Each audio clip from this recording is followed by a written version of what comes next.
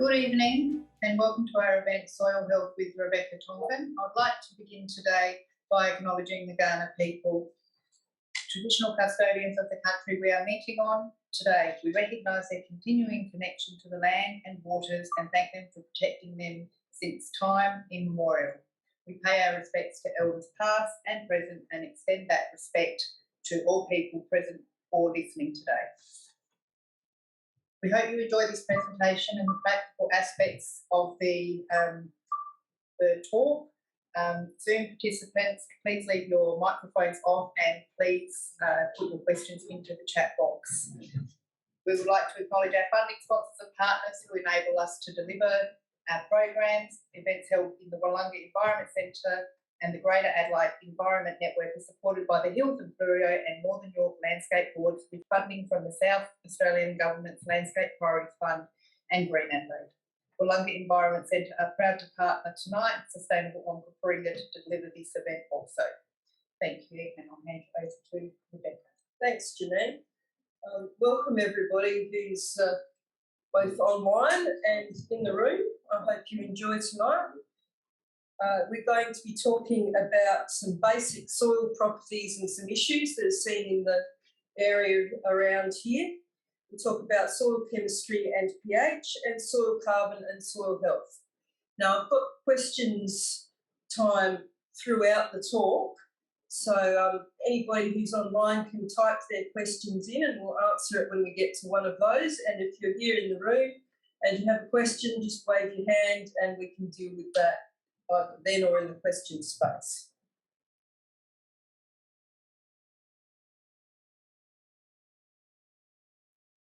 Okay, so we'll start with basic soil properties and soil issues. The basic attributes of the soil, that's the colour, the texture, the structure, water holding capacity and the chemistry, impact on the capacity of the soil to grow crops, pastures, garden plants, vegetables, etc. So knowing your soil and its characteristics can help you select the right farming or gardening practices. And having a healthy soil leads onwards to healthy crops, pastures and gardens. So we've got some examples here of different soils around South Australia. Usually a dark coloured soil is often dark because of the organic matter in it, because the carbon is black or dark brown. So in this case, it's showing a dark, well-structured soil which has high fertility. On the other hand, very pale or white colours indicate leaching, which is where water has moved through the soil and taken minerals and organic matter with it. If you have really bright soil colours like reds and oranges, that usually indicates good aeration and drainage. The iron in the soil is reacting with the oxygen. It forms iron oxide, that's rust, and that's where you get your bright red colours from. On the other hand, if you have yellow colours, grey colours, that's what happens where you have waterlogged anaerobic soils and the iron changes colour in those circumstances and turns to greys, yellows, in some cases even greens, blues or pinks. So texture is the different proportions of sand, silt and clay in the soil. And the texture influences the water holding capacity, the movement of water through that soil, the nutrient supply, how roots grow in the soil, whether it can be worked easily with machinery or spades. Basically, is it heavy or is it light? Can you dig it easily or is it really difficult? And it also influences resistance to erosion. So taking a closer look, sand is particles that are 2 mil diameter or less, down to 0.05 mils. If it's bigger than that, it's gravel. If it's smaller than that, it's silt or clay. Sands generally have a big pore size between the particles, which means they're free draining and they don't hold a lot of water. So if you have a garden with sandy soil, you put water on it and it runs straight through. Because it's sand and they're big particles, you can think of it has a pretty low surface area. If you think about a book, like a nice big thick book, And you think of that as being like a grain of sand, just that book by itself. Whereas if you opened up the book and took out all the pages and spread them out, that would be like clay. It's got a much larger surface area. Sand's gritty to the touch, and you find that if you handle a piece of sand, you can feel the sand grains in it. Whereas clay, which is the other end, it's really fine, the particles are smaller than 0.002 of a millimetre, so very, very fine. They've got a huge surface area, so a spoonful of clay, typical clay, if you spread it out one clay piece thick, it would probably cover about a football oval, very, very thinly. So you see what I mean about a book versus the pages. All those pages individually cover a huge area. It has very high water and nutrient holding capacity because water and nutrients can stick to each of those individual pages of clay. Usually clay sticks together to form crumbs or clods, which is good because otherwise we'd get clay all over everything.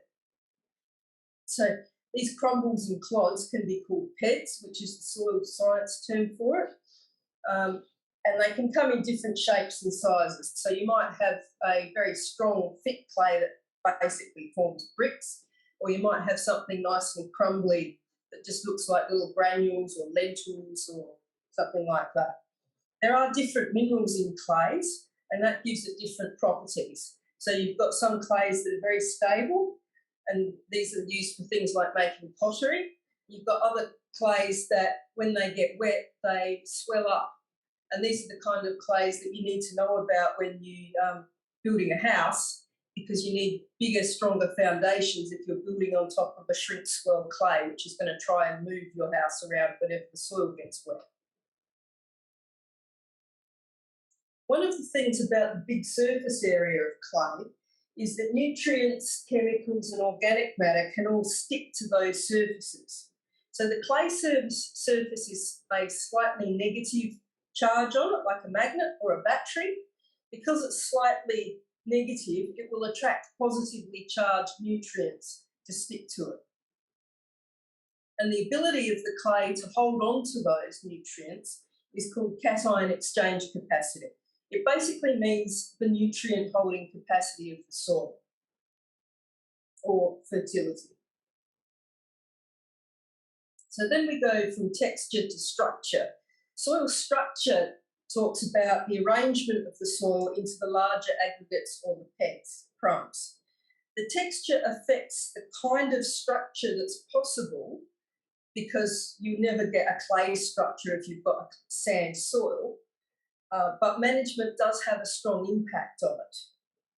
So the structure affects the drainage, aeration, so how air moves through the soil, germination of plants, root growth, other land management issues like erosion. The picture that's up there shows the same soil on two different sides of a fence. This one has got different management from this one, and you can see that this one has a lot more organic matter and roots growing down deep than the other one.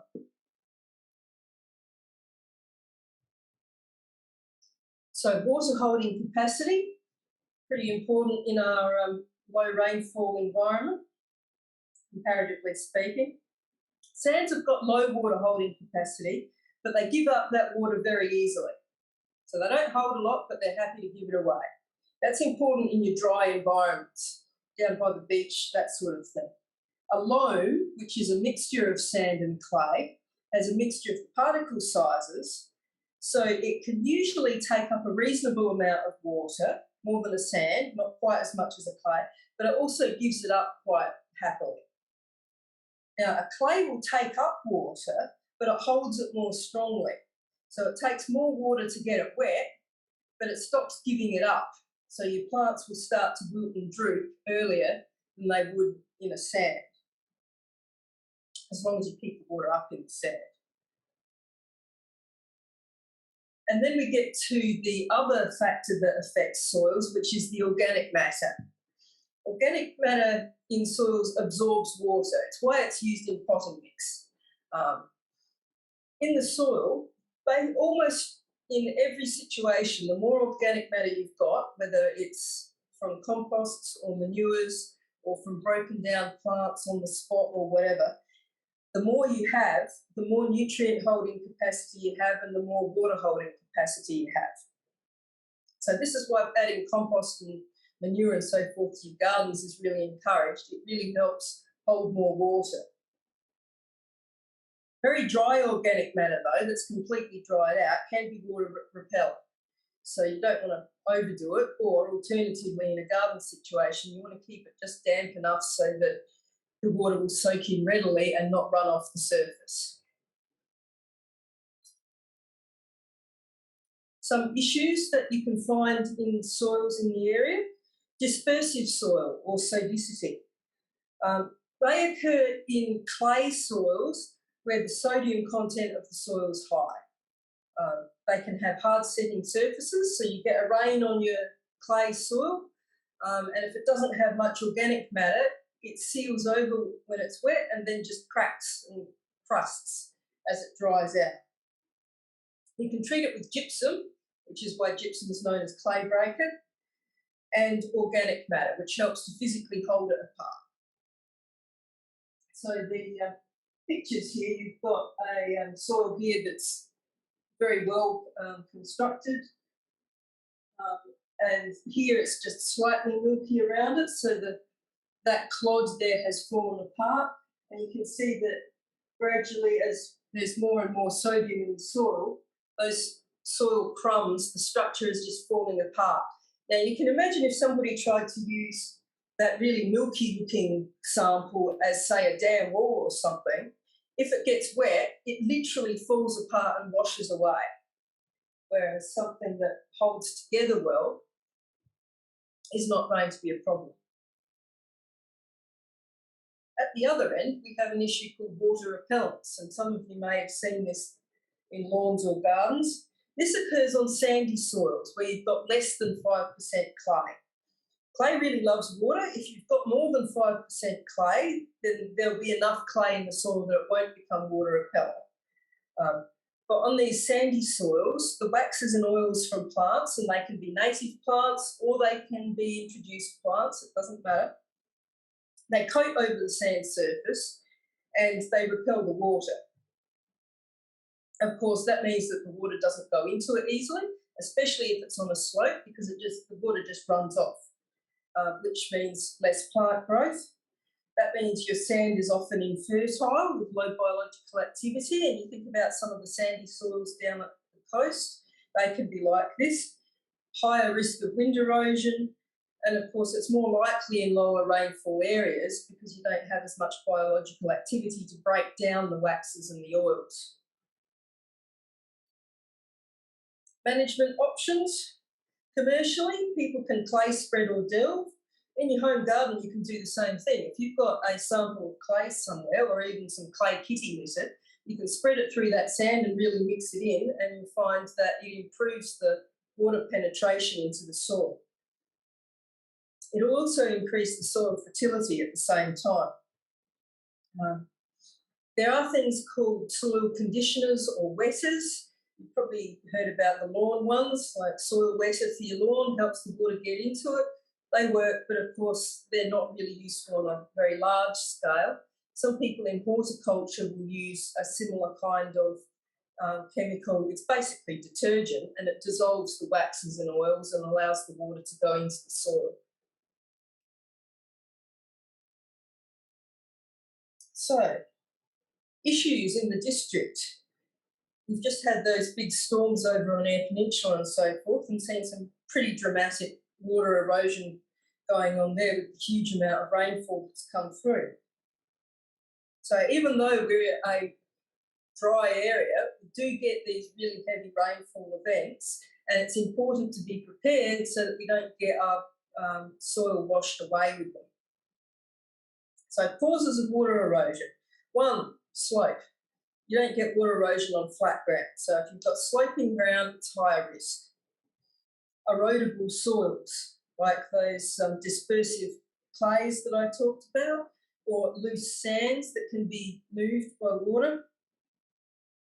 cleared soils, like soils that have no cover, no protection, they're a lot more susceptible to water that runs over the surface. If you've got stock on there, so stock have got access and they're grazing it, as they walk around, they loosen the soil a little bit. Now, in a small amount, that's okay, but when the land has been overgrazed or overstocked, then that loose soil is at risk of erosion. And of course, if you're in a higher rainfall area that experiences storms a lot, then that's a high risk. So that's just a picture there that gives you an idea of what 70% cover looks like in a green pasture and 50% cover. So they're kind of like trigger points. If you've got 70% or more cover, you're probably pretty safe. If you've got 50% or less, the risk gets higher and higher. In watercourses, if you're next to a creek or you have a dam on your property, that sort of thing, the management options to prevent erosion are keep the stock away from the edges of the watercourse because they will go over the edges and loosen the soil and trample it. Revegetating, if it's bare, perennial native species, using reeds and rushes in streams that can help to slow the water and protect the soil. Putting trees and shrubs on adjacent land or thick grass cover. When you're fencing, allow space for that watercourse to change course with time because they can, and it's a natural process. If you are tempted to change something about it, you must seek permission and professional advice if you want to undertake anything like earthworks, constructing a crossing on or near watercourses. And there are officers in the Landscape Board that specialise in watercourses and looking after them. So I would say get advice from them before you start on anything to do that changes stuff around the watercourse. Another issue in the depths of winter when it happens, waterlogging. It happens in low-lying areas that the water runs down to, high rainfall environments and poor soil drainage. So there might be clay underneath or it might be rock underneath, but the water can't get away. This restricts the plant growth because they don't have enough oxygen. Plants do need oxygen in the root zone. It can be pugging, which is compaction of the soil underneath usually wheel tracks or stock tracks. You can't get through it, you get bogged, limited access, compaction, and when the water does start to move, then that soil can be eroded. The management options are usually plan your property. If you have a small property or a large property, it's like, okay, this area is prone to waterlogging. I need to manage it differently to the rest of the property. Fence the area and keep stock off it when it's wet because it'll just turn into a bog hole. Restrict the grazing to the dry season when that's where the area is that's got the green pip. Use waterlogging tolerant pasture species so that you don't have to replant every spring. Drains may be an option in some circumstances. If it's due to a dispersive clay soil, then using gypsum to help that soil sort of break up a bit, get a bit more structure, and the water can go into it rather than sitting on top of it could be an option. In some cases, just saying, look, that area is not going to make a good pasture or garden or whatever, I'm going to just revegetate it with suitable plants and let it go. At the other end of our erosion risk spectrum is the wind erosion. And basically it's caused by strong winds and having sandy, loose or powdery soils. The key thing is that it's bare, it's loose and it's dry. Wet soils just don't wind erode, and soils that are covered, whether it's with plant material, mulch, whatever, are protected from the wind. When you have wind erosion, it's the finest soil, the clay, the fine and the most nutritious soil that goes first. So this is valuable soil that gets lost. It reduces the air quality in the district, and we all have probably heard on the radio and TV in like hot, dry, windy weather that there's an asthma warning out because of wind erosion.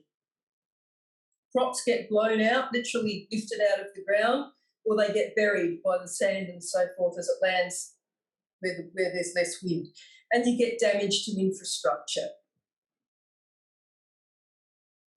Management, keeping vegetative cover high, whether that's stubbles, living plants or mulch, protects the soil surface. Remove the stock when it's needed. So, if they're out there and they're looking hungry and the soil's getting a bit bare, they need to come off. They need to go into the yards and get hand-fed or whatever, or just move to a different paddock. But keep the cover on the ground. If there are trouble areas like sand hills, they can be fenced off and either something more suitable grown on them, or they can be put onto something like perennial pasture or native veg.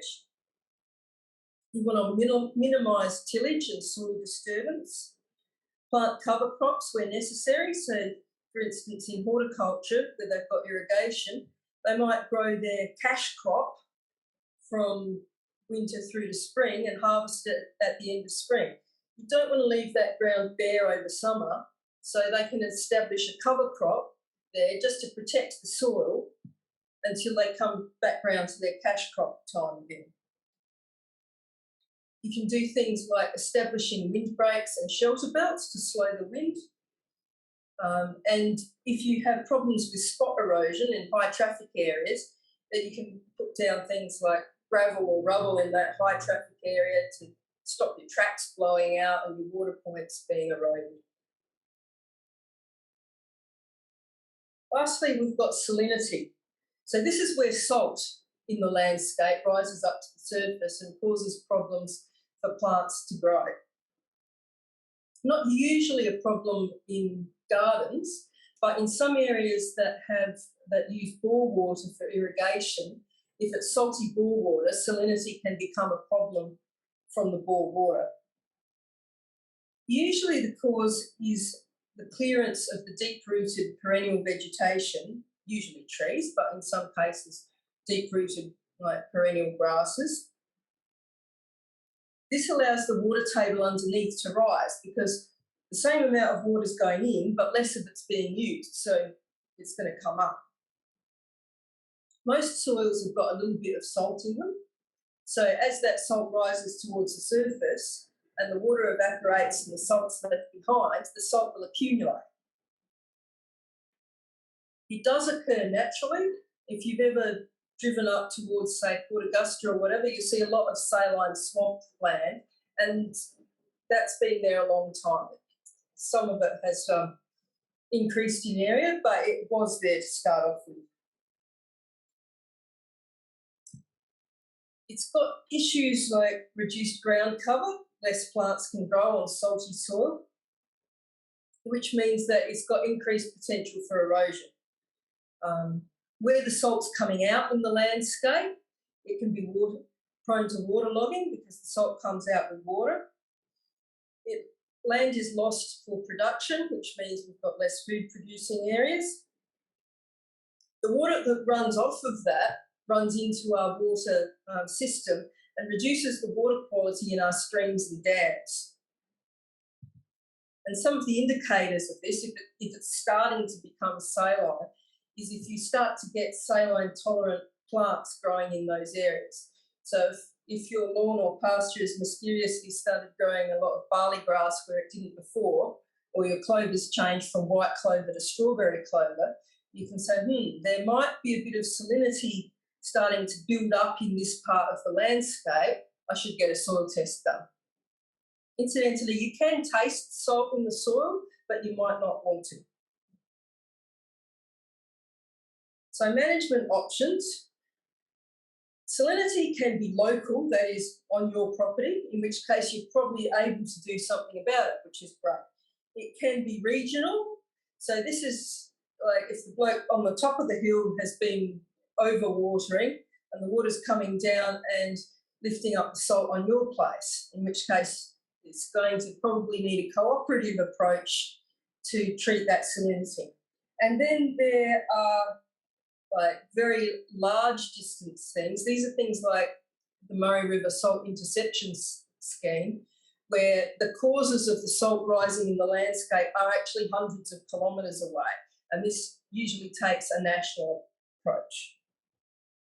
But if it's local or intermediate, the things that you can do, on the recharge areas, this is where water is going in and building up, you can do things like planting back the deep-rooted vegetation to use that water where it's falling in the landscape. So whether this is trees or lucerne or deep-rooted grasses, as long as it's using the water where it falls, then lower in the landscape will gradually dry out and the salt will disappear.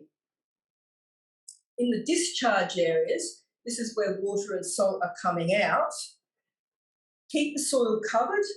This can be by excluding stock so that it's not getting grazed or trampled away. By planting salt-tolerant species, whether they be pastures, bushes, native veg, using drains if needed. In some cases, a salt interception program. This is for, of course, very large things. And some enterprising people have decided to put in a bore and a groundwater pump and grab that water and use it for something else. So has anybody got any questions so far? No, nothing coming up. Good, I must be explaining it properly, hopefully. So we'll move on to soil chemistry.